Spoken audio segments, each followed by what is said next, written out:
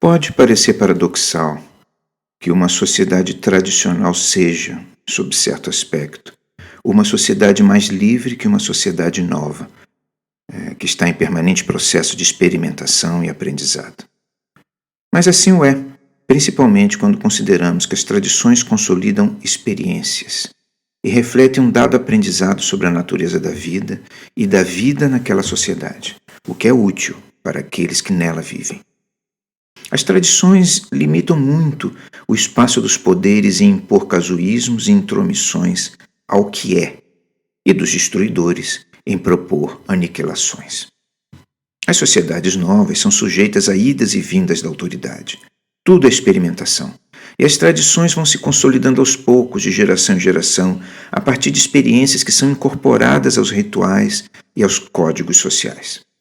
As sociedades recentes estão permanentemente sujeitas a tiranias e a experimentos de aniquilação, porque ainda não aprenderam como e de que maneira os agentes sociais e as pessoas podem se preservar desse ou daquele movimento ou circunstância. É claro que as sociedades com alguma tradição podem ser destruídas, como foi a França em 1789.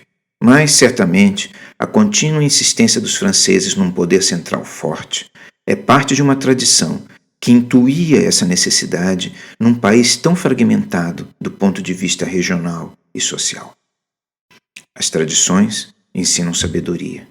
É fato que nem todas são eventualmente úteis, tendo em vista as mudanças frequentes que ocorrem nas sociedades humanas. Mas as sociedades tradicionais, quando sábias, ensinam como as mudanças devem ser feitas. Assim, o Reino Unido construiu sua longeva estabilidade e uma imensa capacidade de adaptação. Para Hobsbawm, as tradições não são apenas dispensáveis.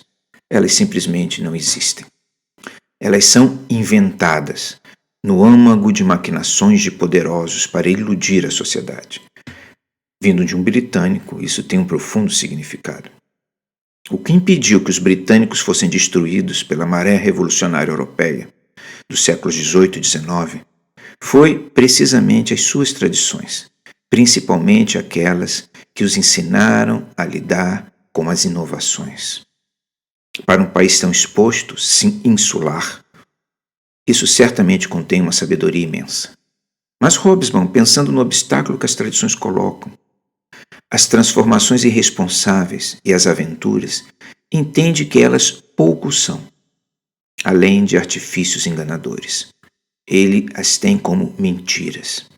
Ele, portanto, que tanto mente, acusa as instituições tradicionais de mentirosas, o que é outra mentira. A prática de acusar os outros de qualquer coisa, de inventar sobre os outros mentiras, é importante defesa para suas próprias falsidades.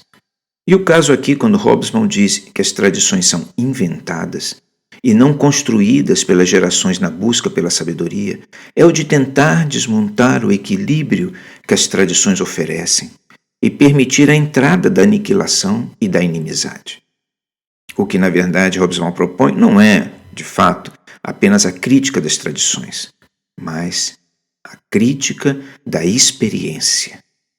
A experiência é uma das fontes da sabedoria e ela orienta o ser no difícil caminho do mundo. Por isso as tradições ensinam que se deve respeitar os pais, porque estes são mais velhos e conhecem mais das coisas do mundo. Isso não significa que devem os seres humanos se submeter ao arbítrio e à loucura apenas por virem dos mais idosos, mas que, na consideração dos mais velhos, existe o reconhecimento do valor da experiência. E mesmo na possível recusa das consequências dessa experiência, é bom tê-la em mente quando se vive a vida e se decide sobre ela.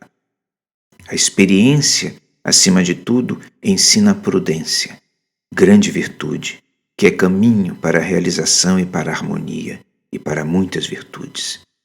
O combate de Hobsbawm é, assim, um combate moral.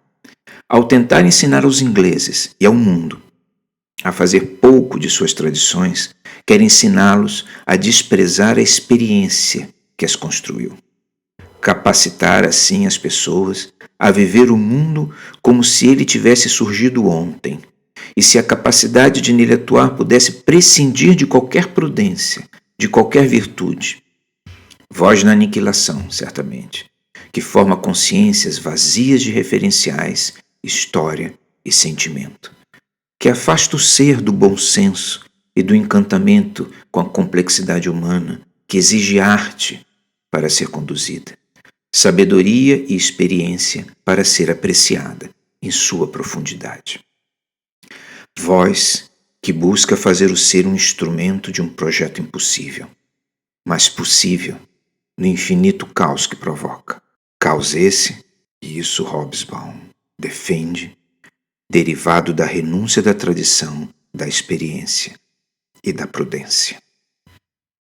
Não devemos deixar de considerar esse terrível aspecto da obra de Hobsbawm.